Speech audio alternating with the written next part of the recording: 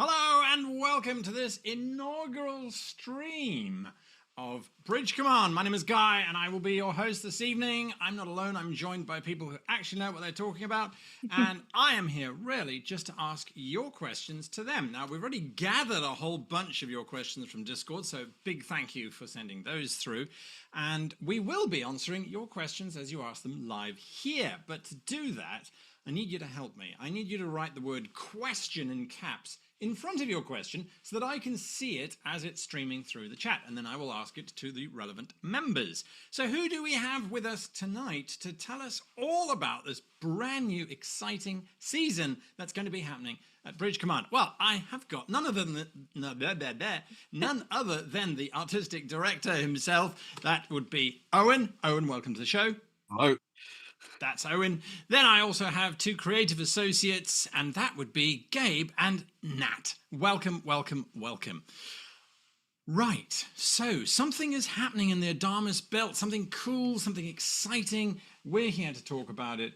And so to kick us off, let's just unpack a little bit about what it is that you guys actually do. So Owen, what is your responsibilities? What do you tell us? Everything, really. Okay. But yeah, overall oversight of the whole, both the business side of things and the creative side of things. But I try and focus on the creative side of things, and kind of hold the reins. We've got a lot of really brilliant, really talented people at Bridge Command, but sometimes getting everybody moving in the same direction can be a challenge. Yeah, absolutely. And Nat, what are you doing with Bridge Command?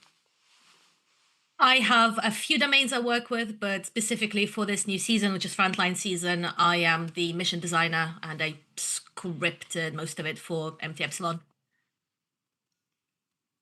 Okay. And Gabe? Yeah, I do a lot of the sort of technical side in the venue. That might be like light and sound, or kind of visual effects and those kind of things.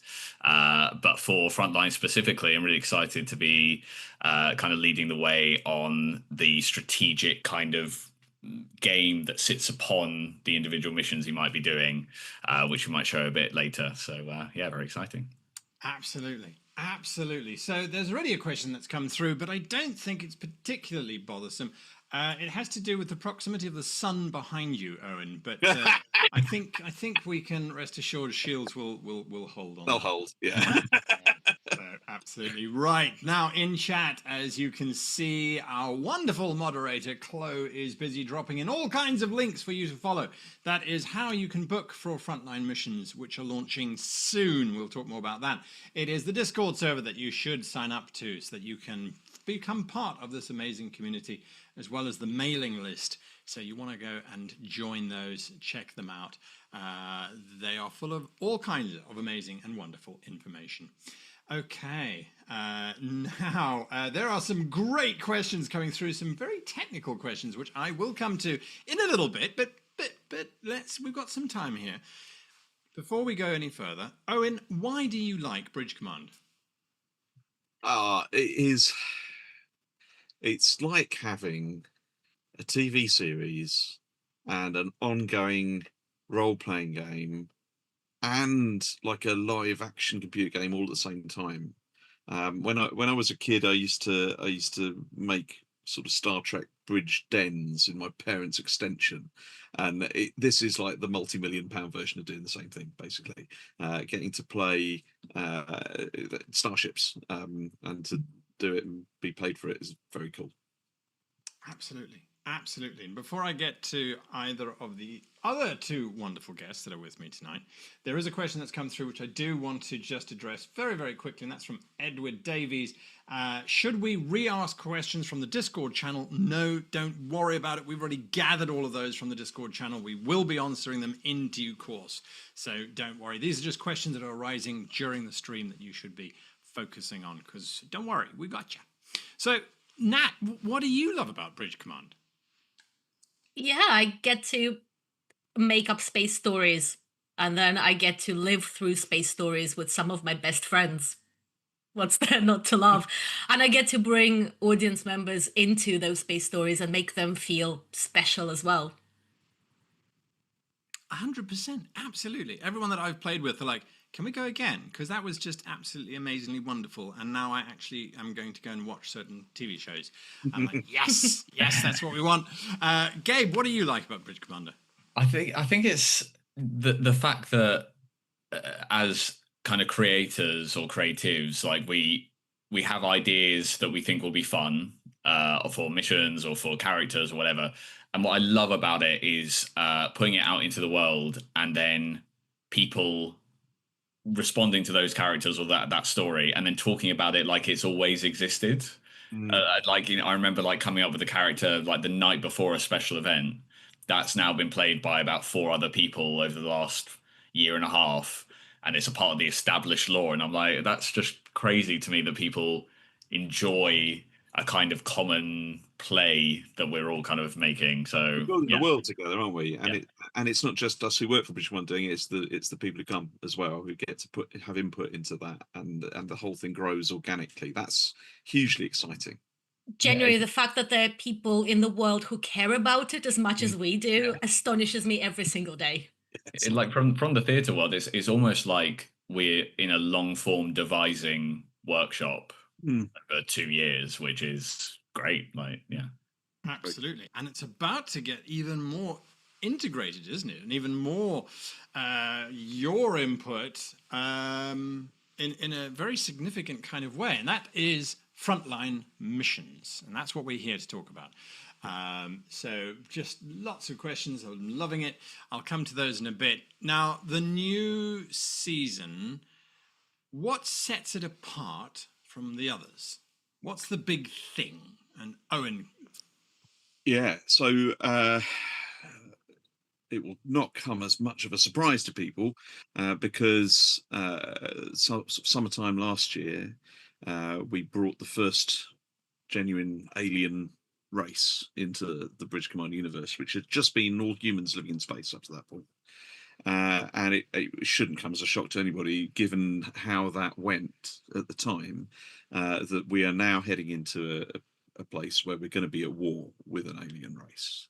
And that's a big seismic shift in the Bridge Command storytelling, because up to this point, the UCN, the Space Navy, the people that you are when you come to Bridge Command as a participant, they have been trying to be a force for good in this area of space called the Adamas Belt, trying to improve people's lives, doing a lot of exploration and trying to understand the different factions, human factions living out in the Adamas Belt, and get them to work better together.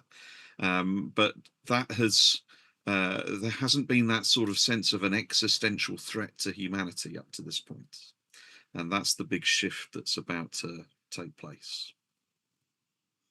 Right, and that's one level of the shift, isn't it? That's the narrative shift, but there's also a lot of practical stuff, which Gabe, you've been involved in, and we're going to talk about that in a little bit, which I think is very exciting. Okay, so right, some of the Discord questions. This is from Lieutenant Owen Hall, and he asks, Owen, what sort of inspirations have you drawn on to design this, in particular to enable it to be a long-running thing?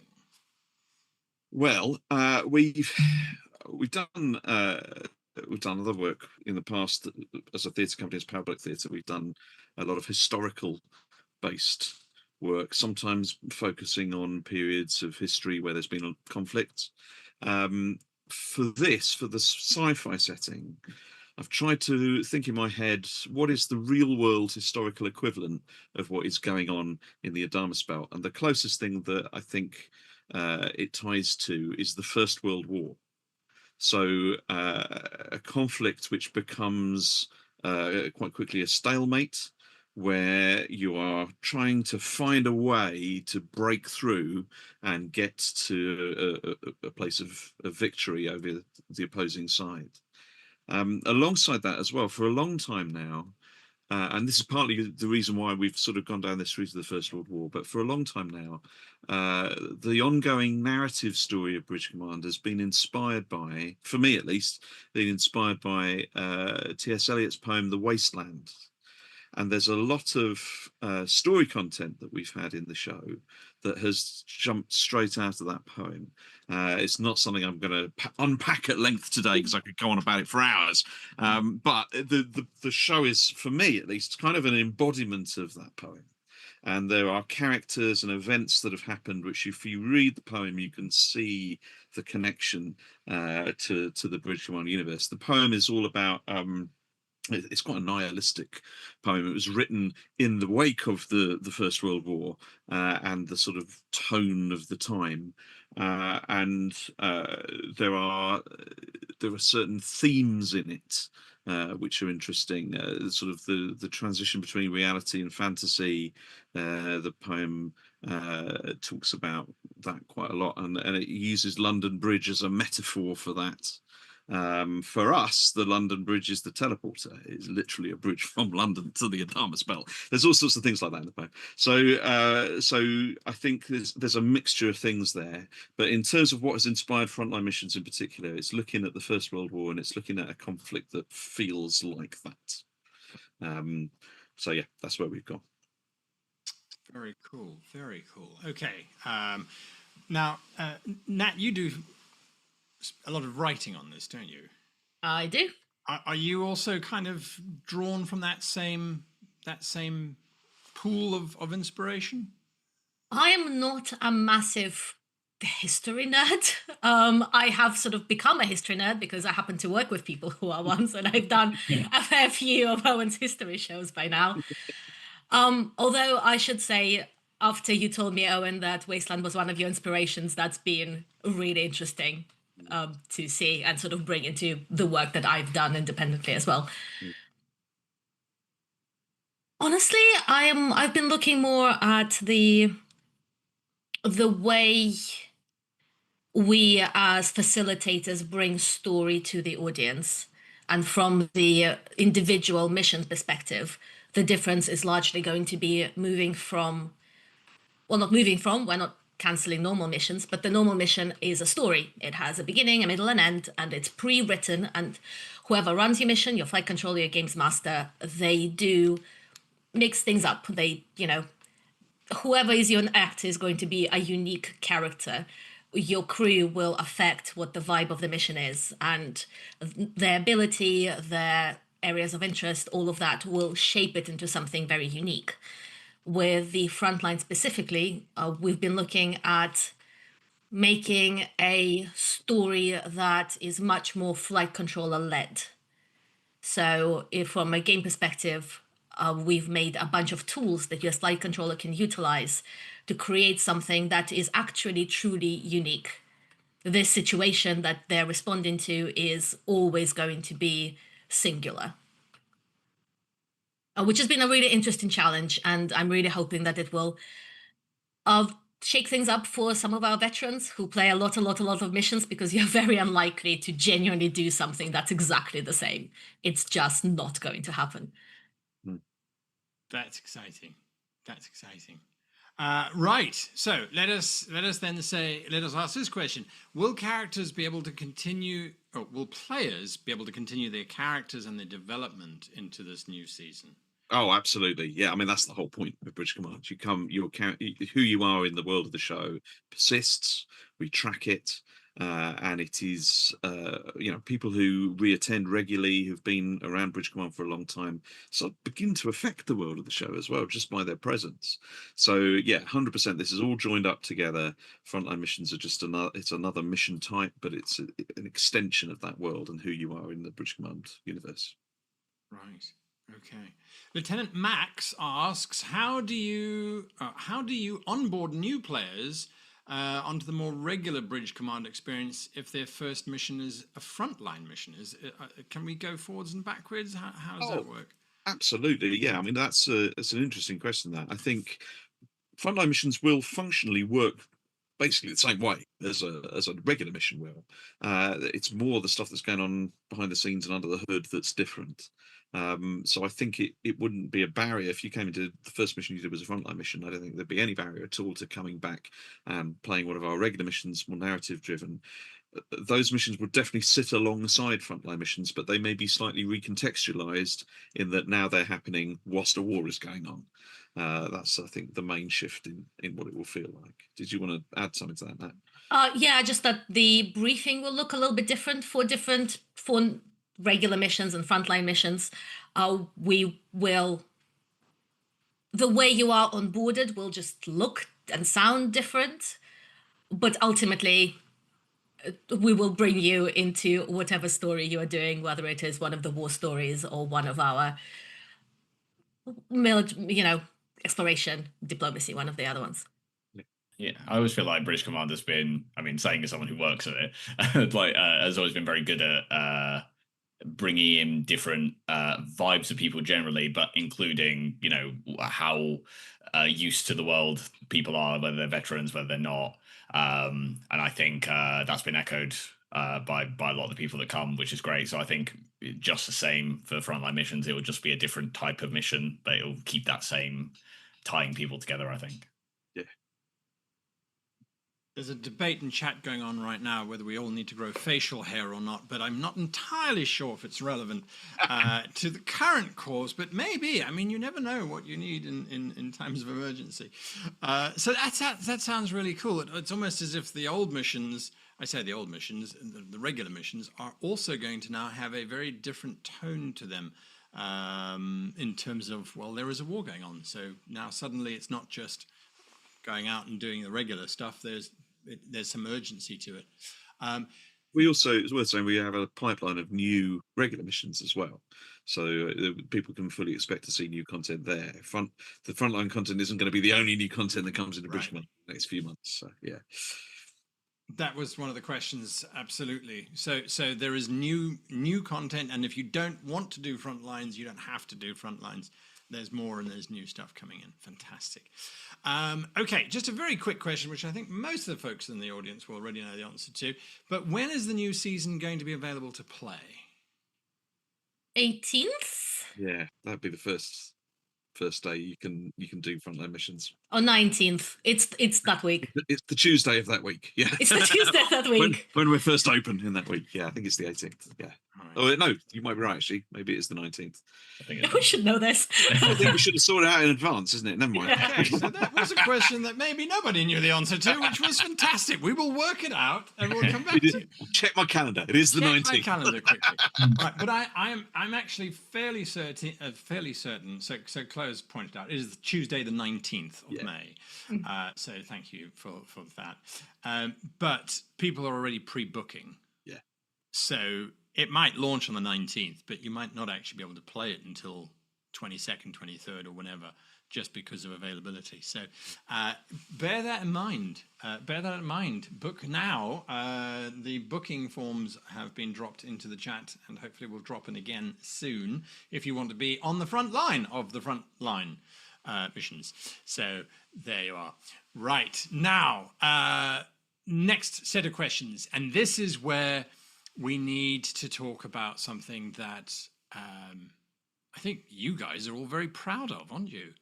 It's very exciting because it kind of is putting the control into the hands of the people who fly the ships, which is interesting in a way. I'm talking about the new map. So let's have a look at this map, if you please. This is so cool. Lovely. I think it should be available. What are we seeing here for the very first time? Talk us through it. So what I think people that have come to British Command before will have known about, but it's also good for anybody who's watching who's maybe never come to British Command before. We, in the Adamas Belt that we've kind of been in for the last 2 years, we haven't really given people that come, the audience and the players, a very specific topography of what the Adamas Belt looks like. It's kind of half been just because we wanted to kind of figure it out as we went along, and we didn't want to be stuck with something, from day one. And half just because we were looking at maybe there's a way that we can make something of a special event of it if we ever do show people. And it's come at a perfect time, really, for Frontline. The whole idea is this is the known area of the Adamas Belt, the known kind of sectors that we're aware of. It takes place in between, as some players will know, a binary star system at the top and a singular star system at the bottom. So it's a sort of elliptical asteroid belt. Players that have come before will probably know some of these sectors, like, for example, Kalgoorlie or other places where certain missions take place. And this will be the first time that they can actually see where all those missions kind of relate in terms of where they were and where different factions kind of live in the belt. So it's really exciting to kind of put context to what a lot of people have spent some time, doing, and see it kind of in a more real sense, I guess. Chat has gone absolutely ballistic in terms of I bet. Map. We love maps. Look at the map, shiny map. Yes, we love maps. We do absolutely love maps. This is so cool. And we've got some great questions that have come in as well. There's more to this map, folks, than just this map. I know. I hope you're all sitting down because it's really cool and we're going to get there. So I'm going to jump to one of these questions first before it disappears because chat's just chatting, which is great. Sergeant Tommy 141 asked the question, for officers who like to run multiple deployments in one day, if we decide to have them all be frontline missions, will each mission be a continuity of the last one completed?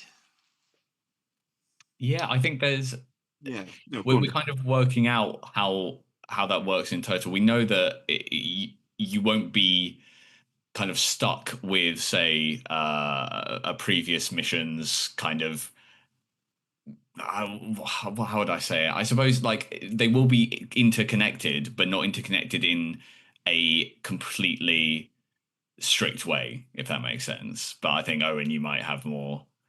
Yeah, ultimately, what we're looking at here is the ability that there will be. We're not going to reveal all of this today, but the alien race will invade large quantities of this map, and it will be an ongoing struggle for the overall control of the inhabited area of the Adamas Belt, which is what this represents.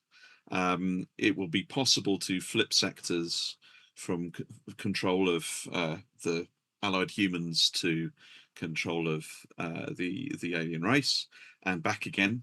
And you will, if you came for a day and you played multiple missions over the course of the day, it's entirely possible that you would see and be integrally involved in sectors changing hands in that manner, or contributing to important sort of story beats within individual sectors. What I'm not going to promise is that if you come and do, say, I don't know, 11:38 deployment, and then you do the one immediately following, that it will exactly every single time continue from one to the other, because there are certain logistical challenges around that. We need to be able to give our flight controllers time to input the data from the mission you just played, and then the map to update dynamically. But it will update dynamically, and you will be able to access this map from anywhere in the world because it's going to be on the web. So players who are on site will obviously be able to see what's happening in real time, but also if you are at home, if you're on Discord, if you're far away from Bridge Command, you will be able to keep tabs on the ongoing state of the war at any given time. Is that fair to say, Gabe? Yeah. Yeah, absolutely. So you say now you mentioned there players that are not actually at Bridge Command will be able to monitor this. So where is this map going to be housed? How are people going to be able to access it? So it will be, again, we're working out of the specifics of where it'll go, but it'll be somewhere on the website, or very much, I mean, Discord will obviously have a really strong link to it somewhere.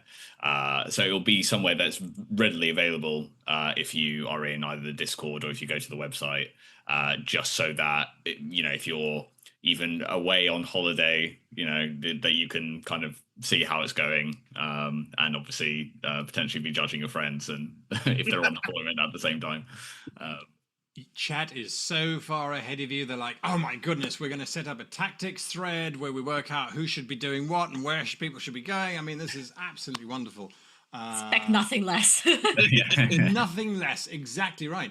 But in this case, it is almost real-time data. So just tell us a little bit about how the outcome of a mission is going to affect this space as much as you can tell us without revealing the magic. Yeah, absolutely. So what I can do is I can toggle on the colors, which is the sort of faction control of each sector. And here, what we're seeing is the different factions of the Adamas Belt. Red being, for example, pirates. Light blue being IMC, all these kind of things that people obviously who have flown before will know, but various different factions that are generally allied apart from pirates, who are kind of, I suppose, neutral. They're more opportunistic. And the idea is that if you, for example, click onto this sector here, sector 0203, it's actually in Glee Syndicate space, which means that it's sort of patrolled by them or otherwise controlled by them in some way. If there were to be a battle over here, which hopefully there wouldn't, because it's very close to Xanadu, which is their kind of capital. But if there were to be a battle there, you might start to see that control go from Glees down to something like this, which would be neutral space. And then once it's neutral space, then the aliens could maybe take it, potentially other factions could take it. It becomes much more of a dynamic sort of... this is what we mean by those individual missions you're doing will have wider effects, because if you're in a series of really good results in that sector, you might shore up the resources enough that the Glees control that sector for the remainder of the month or the week. And that is really why we're so excited to kind of like show this map for the first time and how it works.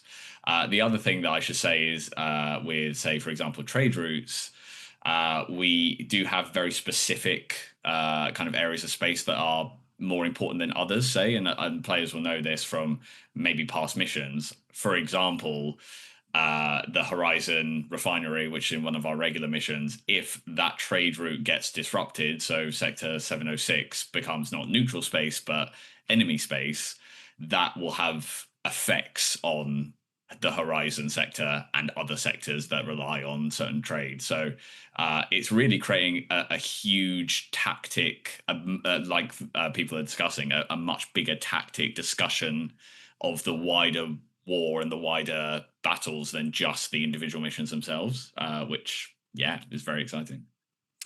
If any of our current viewers need any kind of medical assistance at this moment, just raise your hand. People are they are loving this, absolutely loving this. This is so cool. It's so exciting. There's so many questions flying through as well. It's like, trade routes, mind blown. What? This is great. This is wonderful. This is absolutely lovely. Yes, the immediate question that someone was asking, it's gone lost in the chat. It's like, where do we buy this map? Because we want it. We want it. It is our precious. Yes, you have access to, you will have access to it on all the different social media platforms that we've been sharing links with. Right, now, so there's lots of questions. There's so many questions. Let's go to this one. Okay, so we've spoken about the sector map. In terms of maneuverability, will players be able to select specific areas to attack or to defend or to do something in? So yes and no, I think, is the answer here. One of the things we're going to try and simulate as we go through frontline missions is different areas of the front line having particular events happening around them. And so on any given week, or on any given day when you arrive at British Command, there will be certain sectors that are particularly in contention. And for our flight controllers, at the beginning of each day, we're going to figure out between us which sectors these are for that particular day, and ongoing over the course of a week as well. And so whilst there will be from time to time some degree of choice, there may sometimes be no choice whatsoever because you're having to respond to something urgent. it's going to be largely in the control of our flight controllers as to what that would be in any given frontline mission and the demands of the ongoing story. But one of the things we have been discussing is, obviously with Bridge Command, it's always a challenge presenting a really solid, accessible first-time experience for people who've never been before, and also providing satisfying experience for people who come regularly. And that is often a challenge. And I think where we have people who come regularly, it is more likely, for example, this is something where rank might actually become significant within gameplay. If we have an entire group of people who return regularly, and we have lieutenants and lieutenant commanders and so on in it, then we are much more likely to say to you, right, these are the sectors that we are having problems with today, or these are the sectors we're targeting. Where do you want to put your efforts? But equally, if we have a group of people who coming for the first time who haven't got any frame of reference for any of this stuff, for whom it would be meaningless, then it'd be much more likely that the flight controller would say, you're in this sector today and this is your mission.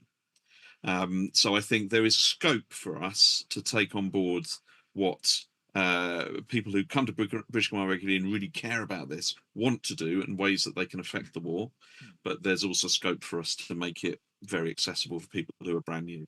And inevitably, you have a lot of missions where there are new people and there are people who come regularly. And I think it's always going to be the flight controller's call, really, as to what makes most sense for everybody at that time. Absolutely. So, we have already had one player whom I suspect may have a visit from Internal Affairs, who has asked, what happens if they join the aliens? You can't. Presumably you die. Yeah. In the same way that, I think we had that group once who decided that they wanted to be pirates and open fire on the Warspite. And that ended very badly for them. I think it's just not feasible, really, because you are very much humanity as a whole trying to work together. And the role of the UCN in this is to pull all of these different factions that we've been working alongside for 2 years now, pull them all together and defend the Adamas Belt together, which is why frontline missions are not all about fighting. There is also scope there for diplomacy. There's a scope there for skullduggery and intrigue and all sorts of other things. And frontline missions will not always be primarily you're going to go and fight a battle. I think the key thing that's different about frontline missions to regular missions is that you are always acting as part of a larger UCN force.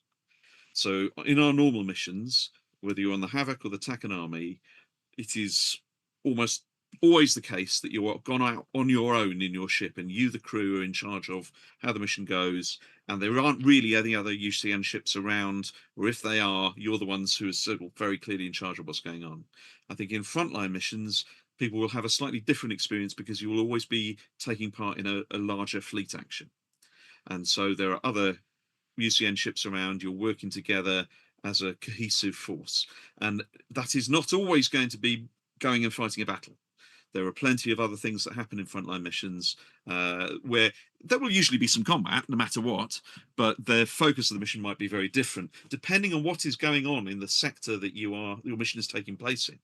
It may be that sector is about to be overrun by the alien race, in which case your job might be to evacuate all of the civilians from that sector, and you might be fighting a rearguard action at the same time, but the focus of the mission is slightly different to just having a pitched battle on every single frontline mission that you fly. Yeah, Now you go, Gabe. I was going to say, the benefit of having this kind of map set up, and I don't know if anyone who's watching is familiar with things like Total War, or like the Star Wars game Empire at War is like my absolute, like, I love that game so much, and this is kind of what inspired that for me, of like potentially, let's say that we're in this sector here, 0405. We are surrounded by Terra Novans in these two sectors, as well as IMC over here. And it might just be that in that mission, we need to talk to these reinforcements effectively, because they're right next to us, and see if they can help us. And depending on how the war is going, maybe their morale is so low that they're like, no, we can't. Or you can convince them if you are very diplomatic in the way that you work. So that kind of leads into what Owen said of it may not always be about fighting a battle. It may be about getting those allies on side to prepare for an upcoming battle that someone might be doing 4 or 5 missions down the line. Which is, yeah, it's cool to be able to bring all of our current mission genres into this, even though it's its own separate type. And Nat, you were going to add something?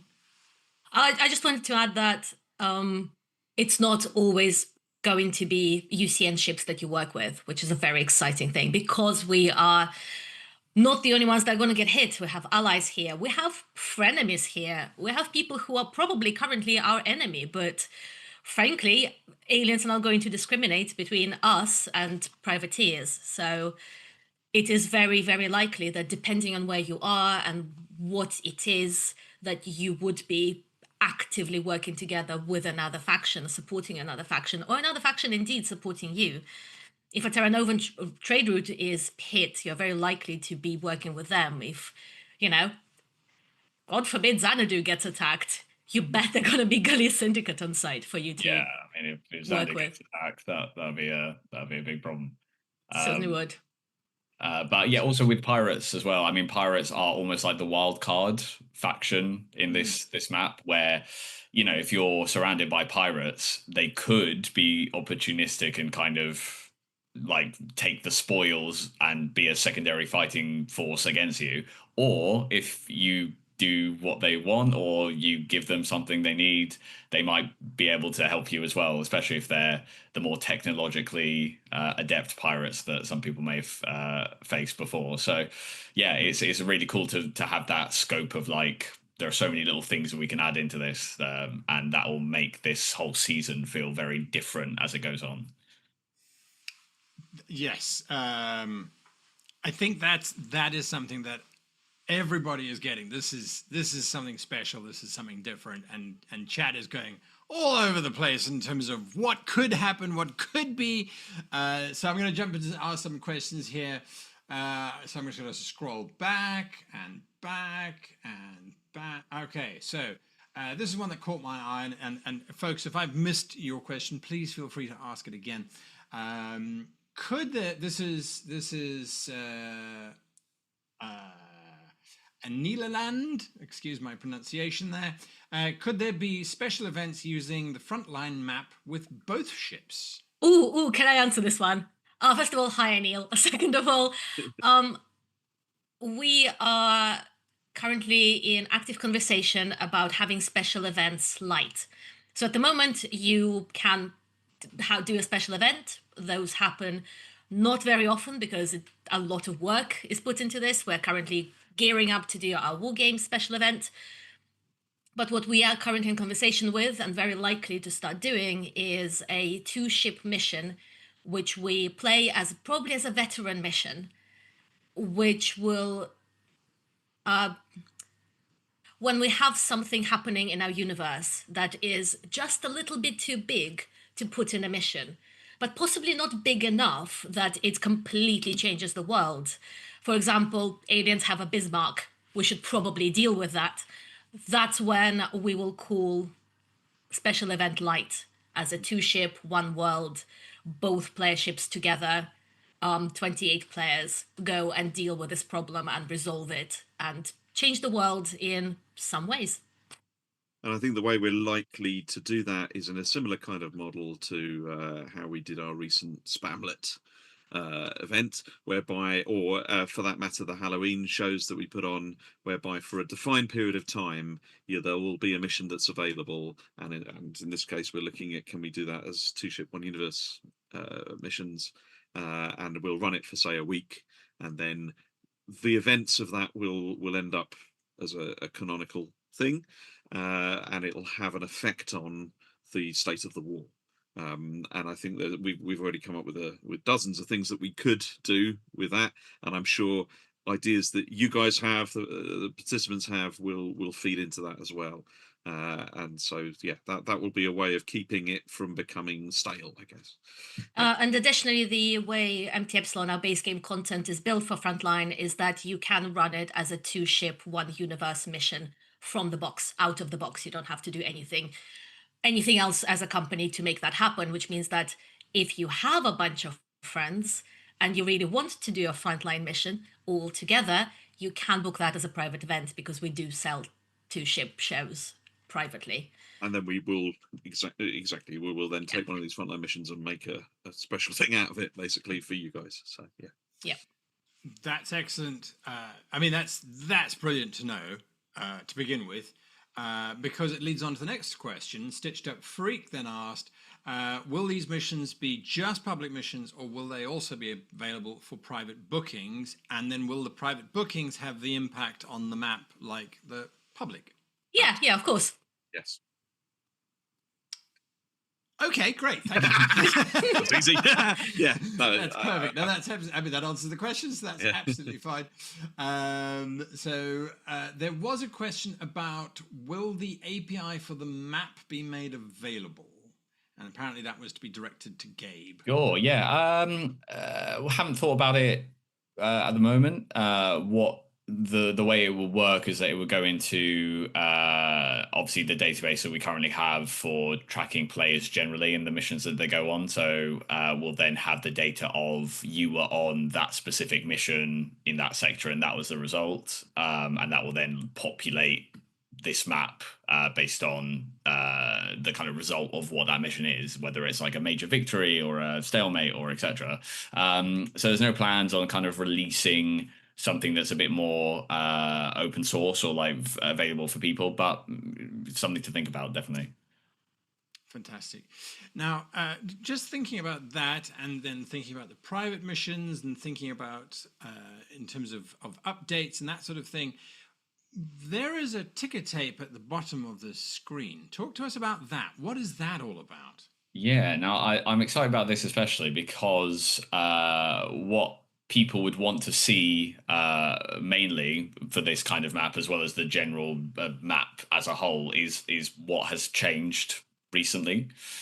So we'll be polling data and just basically kind of receiving data from people's missions at a regular interval. If something has really affected the world, as in something has changed sector control, or a fleet has been destroyed, or etc., there will be a message at the bottom on this kind of ticker tape that will be up there for a certain amount of time. This is just obviously a test message for now, saying in sector 0507 we've had a major victory and the aliens have been routed.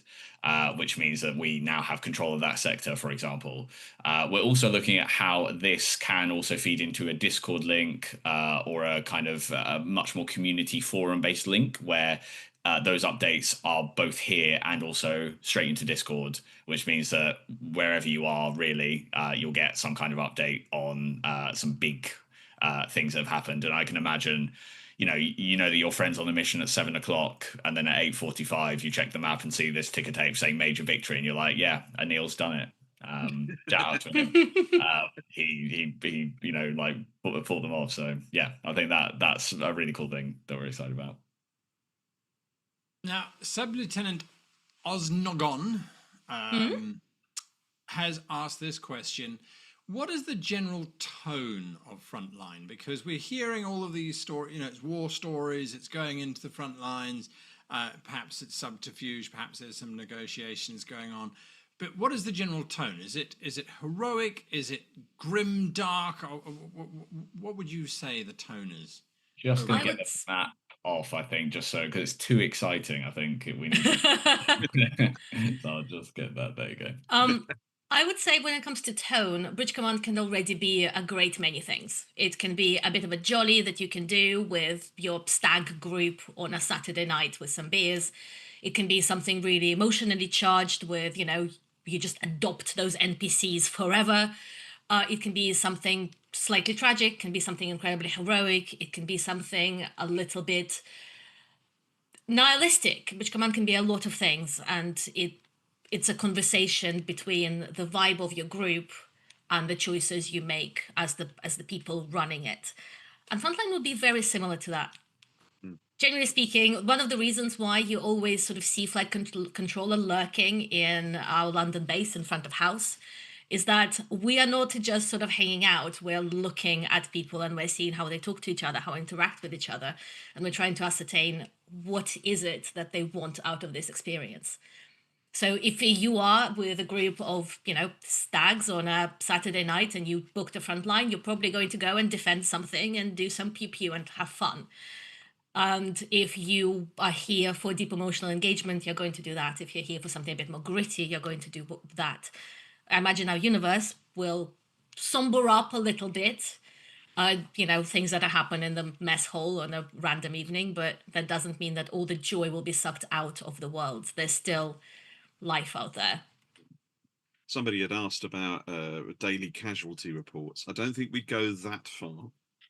But I do think there's a likelihood we'll end up with a wall of remembrance or something similar somewhere in the mess for characters that have gone and things like that. So I think there is going to be a slightly more somber tone to it because it is a war, but we don't want to lose the joy that you can have of playing Bridge Command and being in space either. It's not going to be so gritty that it's heavy all the time. That's the intent. Yeah, that does work beautifully. Are you reading the script? Because that works beautifully into my next question, which was from Lieutenant Commander Kane, who said, will there be more obvious failure states in Frontline Missions? Yes and no. So I think one of the key things that we've tried to do throughout is make sure that Bridge Command, playing Bridge Command and playing MT Epsilon are two different things. And Bridge Command is a narrative, story-driven world, whereas MT Epsilon is a computer game, and we use the computer game to tell the story, not have the story dictated by the computer game. So flight controllers are never going to punish a group who are just new to the game and not very good at playing it by making them fail. They're going to still try and tell them a good story and take what they have done well and celebrate that. And that's no different really in Frontline Missions. But as I was saying earlier, you're going to be part of a fleet. You're going to be part of a wider force, mostly UCN, but sometimes not UCN ships as well, sometimes other factions. And that means that your ship might do very well, but the rest of your fleet might not. And you have some capacity to shift that. But equally, if you're leading a bunch of Terranovan ships and none of them are very good at combat, that's going to be an issue. So the mission might fail, even though your group's done very well. And similarly, you might be playing with a crew of brand new officers who are not very good at what they're doing. Your ship might not do very well, but the rest of the fleet might carry the day. So what we're doing there really is we're maintaining enough control over how the narrative goes to keep it making sense.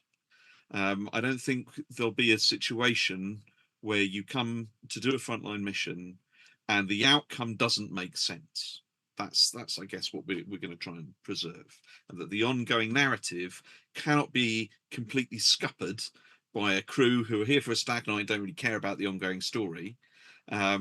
Or by a captain who gets really, aggressive and there wouldn't be any need to sort of take over to make sure that the mission doesn't fail, because the flight controllers are paying attention to the dynamics of the crew and making sure that everybody has a good time still. That remains the case. The most important thing you can do, I think, as a Bridge Command player isn't, push touchscreen well. It's important. I mean, I love players with great MT Epsilon skills. It's always a lot of fun as a flight controller. And I know a lot of people have a great sense of pride in their skill of playing the game. But the most important thing you can do as a player is make a series of choices with empathy as a group. And I think there's absolutely scope for us to really reward people who play MT Epsilon well, but we're not going to go around punishing groups that don't. I think that's the vibe. No, that's great. Speaking of rewards, are there going to be new medals or battlefield promotions? I mean, we've been talking about some of that stuff just today, actually. So yeah, I think it's safe to say we're going to be looking at, do we add new medals to this? I think yes is the answer. What they are yet is still in a state of flux. I mean, it is another campaign, if nothing else. Yeah, yeah. Like the Adamas Belt campaign was a campaign. So yeah, you'll end up there'll be that participation medal at the end. But also, I think we're looking at can we flesh out the medal structure that we've got at the moment. I would expect doing campaign missions to be a good way to end up getting promoted as well. At the moment, the highest ranking officers that we have who are participants are lieutenant commanders, and I imagine that we will be promoting people beyond that over the course of this. Yeah, all of that stuff is in there. Fantastic.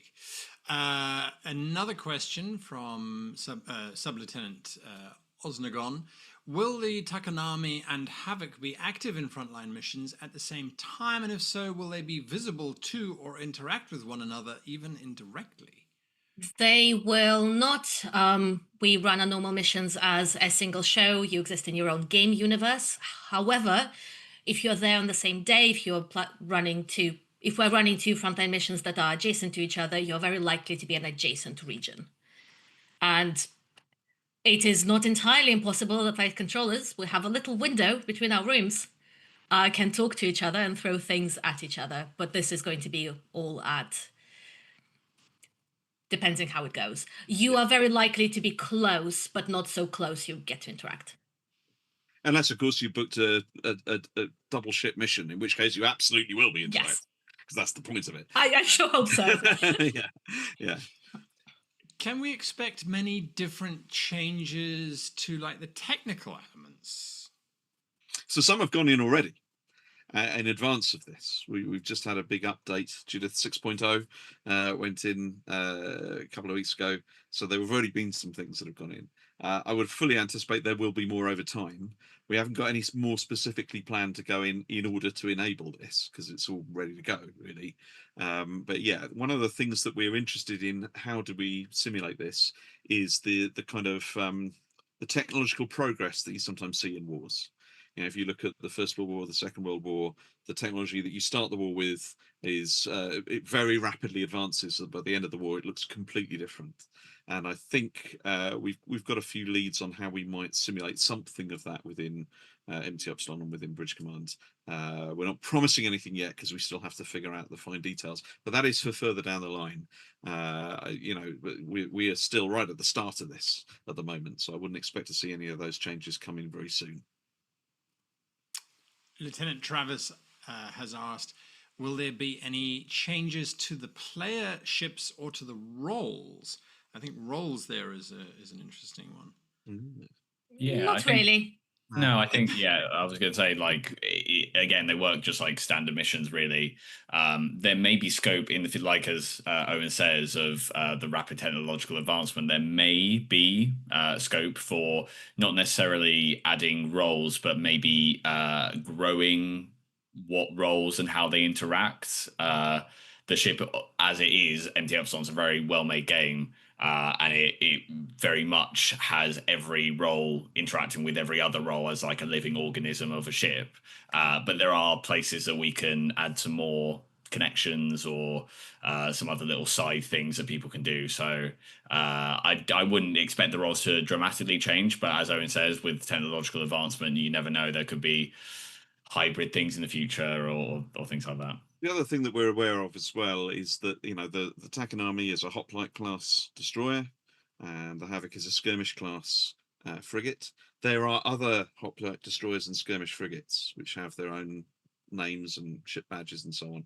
We have done some changes behind the scenes to enable those two sets to be used as other ships of the same class. So that is something that you could likely see happening from time to time. If you ever wondered, will I ever fly the Scarab?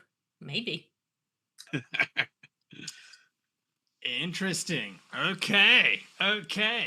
Lieutenant Laura has asked, are there any additional accessibility barriers that players might expect from the frontline missions? There shouldn't be. because these are Bridge Command missions. Really, they will feel and play practically very similar to our standard missions. It's the behind the scenes theming and the context that's the big change.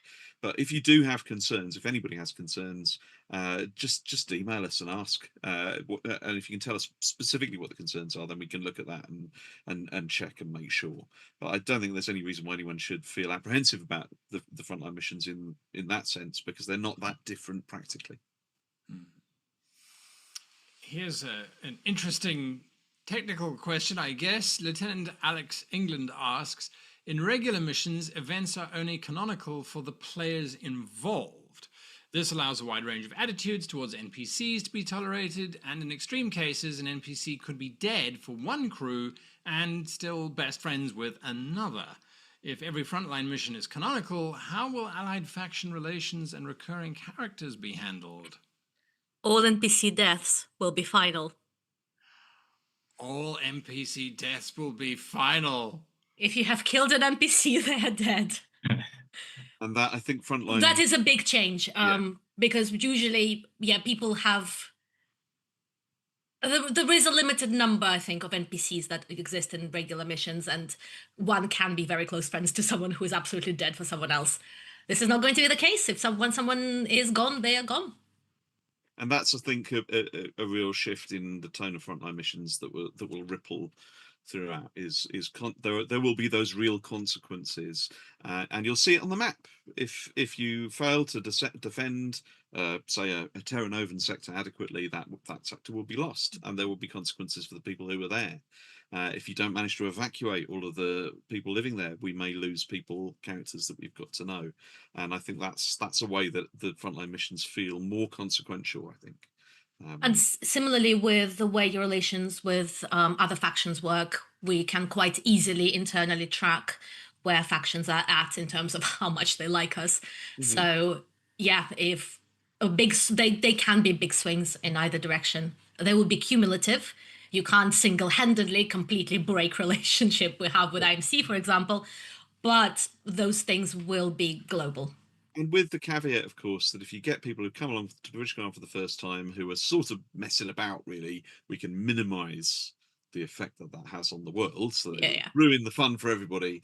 We're really going to make these things land, I think, for people who care about the show, who come regularly. That's where it becomes important.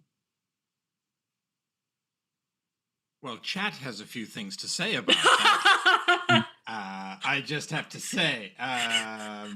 So one of the big questions W1 Face asks is, can PCs die and have to restart their Bridge Command career?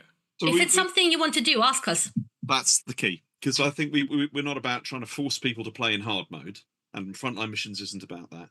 But I think it is an option. We've always sort of backed off from calling Bridge Command a LARP because we try to. It's sort of LARP light. We try to make it very accessible, but there is a strong role-playing thread to Bridge Command, and I think we have had some participants really embrace that and really enjoy it and grow it. And often within private shows, we're able, privately booked shows, we're able to do more than we would do on a public show. But I think this is us taking a tentative step in that direction of saying, if you want to play with that sort of thing, we can enable it. And it might be that you've been playing Bridge Command in a certain way for a long time, and you feel like, maybe I just want a fresh start, and I want to do things completely differently. I want to be somebody else in this world. That's something that I think we can talk to us about it, and we'll find a way to do it that is fun for you. But we ain't going to be forcing anybody to do that. Can we go find more NPCs if we run out? They're a limited resource. At Bridge Command, NPCs are an unlimited resource. Yeah. I think one of the things that's worth saying there as well is from a point of view of characters who are, Warspite characters and Warspite Task Group, Valiant Task Group characters that are really familiar, that are always there when you come. Nobody's safe. And that's a change for Frontline Missions. We saw what it was like to lose somebody with the death of Zizix Furlong. Nobody's safe, really, in a war. So I would expect to see perhaps some beloved characters disappear. So there we are. There we are.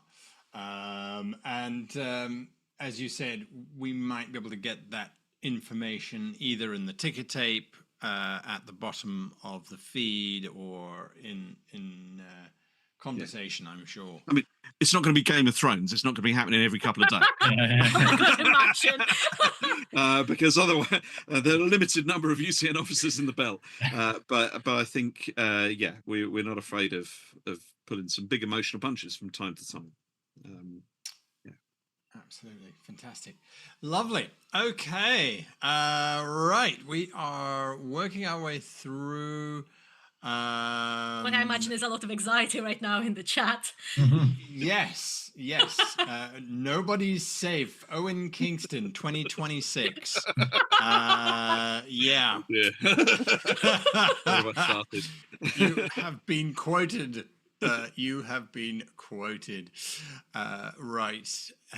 I'm just making sure I'm not asking the same question. And once again, if I haven't answered or asked your question that you've asked in chat, we will be able to also handle that in Discord. So make sure that you join the Discord, the mailing list, and all social media so you can ask all of your wonderful questions and make your proposals.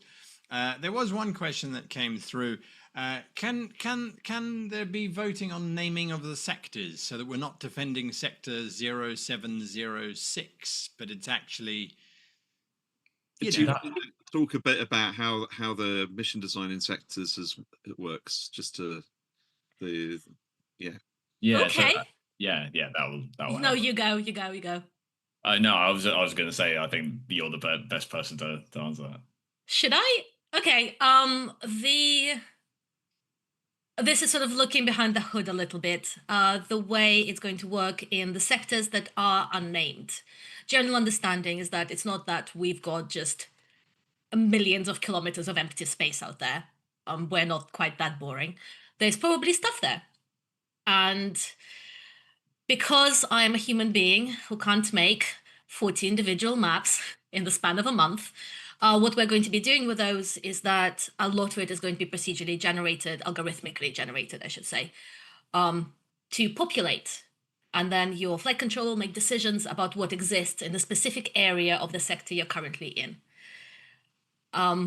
It could be that there is a bit just asteroids and nebula, nothing specific, or maybe there is an outpost out there. Or maybe there isn't, but we are currently on a trade route, so we have a whole bunch of Terranovan ships that are stranded because the trade route is blocked by our UVP aliens. Or maybe we had a battle group out there and they're currently in desperate need of provisions. Or maybe, many things that can exist in those empty spaces. They don't have a set topography. And of course, there are also places that will be affected by the invasion that do have a set topography. It's a mix of both. So as for naming the sectors, I think we should. It would be fun. That's a good concept. But the ones that exist already with a name, so places like Kalgoorlie, where we have missions that take place in those sectors already, those already have a set topography. So when you do a frontline mission, you're going to be doing it around the thing that's important in that sector. But I think what we're trying to get away from is the idea that a map in empty epsilon is that entire sector. The sectors are much bigger than we can reasonably show on one map in empty epsilon. And so if you go to an empty sector, one that doesn't have a name or a particular installation in it, you could be taking, but what happens could be taking place anywhere in that sector. So in fact, you could be within the same region on different ships and just be the different corners of it because it's going to take a while to travel from corner A to corner B. Very fair, because we've already had sector mac sector face. So yes, you guys are very funny. W1 Face asks, can we influence the war in any way other than flying missions? Yeah, that's something that we've talked about in terms of people that have come to British Command before will know about, bar events that we do, or sort of mess events where it's not necessarily on the ships, but it's something that you just kind of hang out in the mess. And we have like shanty nights, for example, which are always very popular. I think there was one last night, and I'm assuming that Nightingale's not watching the stream because of that. I think, yeah, like there is scope for like bar events or things that are much more tactical. I think people were saying that in the chat, of like a tactics discussion, or a way of having a kind of more milestone moment of, okay, in 2 weeks we are going to do a special event or whatever, so we'll have a bar event where people can directly start to make plans in there and become a kind of war room, I guess. So yeah, I think so, definitely. And we like making content offline that people can engage with at home.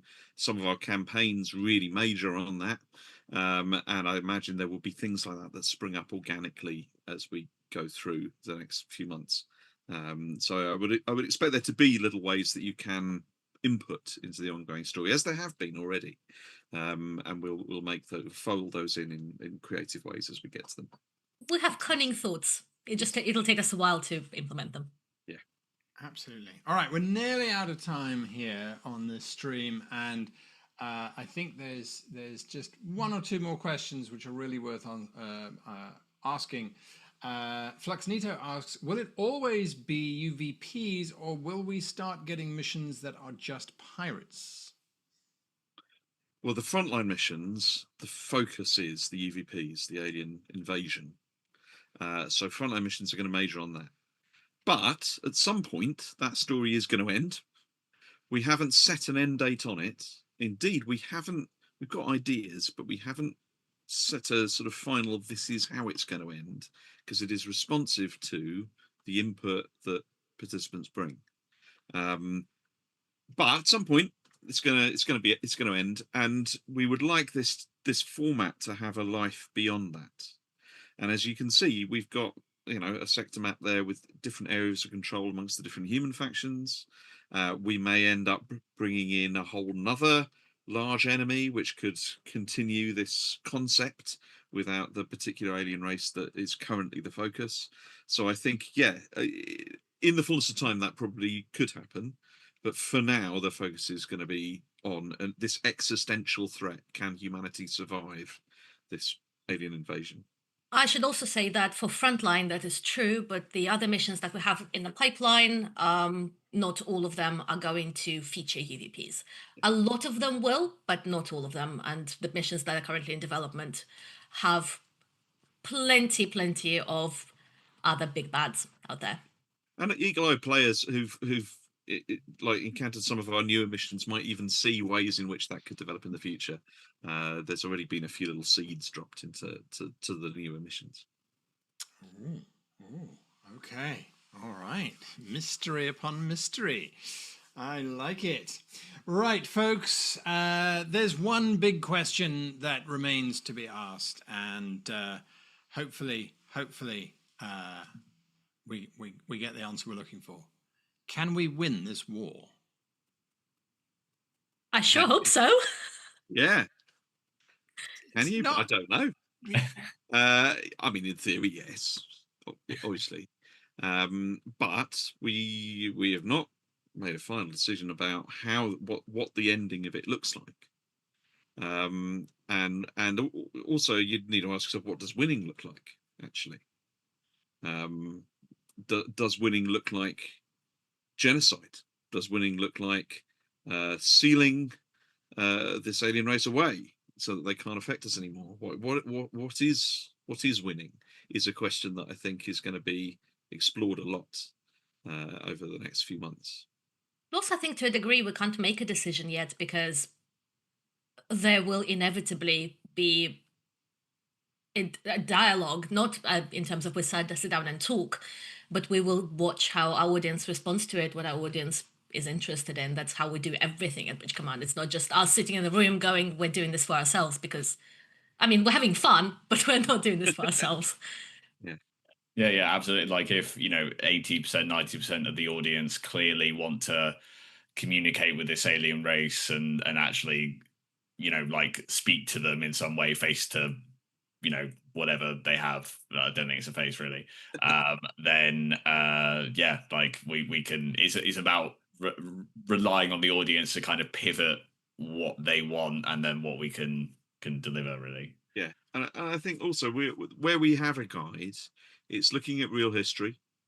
You know, we have sort of chosen to model this to some extent on the First World War, and it's looking on the other sources of inspiration that we've taken for the show. And if you go and read The Wasteland, it's very bleak. But there's little seeds of hope in there as well, and I think exploring that's going to be a huge part of the fun for everybody in the next few months. We need to rally, we need to focus, and we need to have victory one way or another, however that might be defined. But we will have victory one way or another. Right, folks, that is the end of our stream for tonight. Thank you so very much to our wonderful guests, Owen, Nat, and Gabe. Thank you for joining us and for sharing all the cool and wonderful and insightful stuff. A huge thank you to Chloe for running this entire stream and being our moderator and dropping all the links that you need to link and click on now. And if you haven't done it, hit that like button and the subscribe button to this channel, because who knows what could happen in the future. There may be more. And then you'll be notified, which is a good thing. And of course, a massive thank you to all of you for watching, for participating, for asking your wonderful questions, except for one of you who's a dirty, filthy traitor and deserves to be hunted down and executed. No names mentioned. Anyway, aside from that, this has been Bridge Command, the very first broadcast for Frontline Missions. And thank you for watching. And we'll be back sometime in the near future. Watch the socials for more details. Goodbye.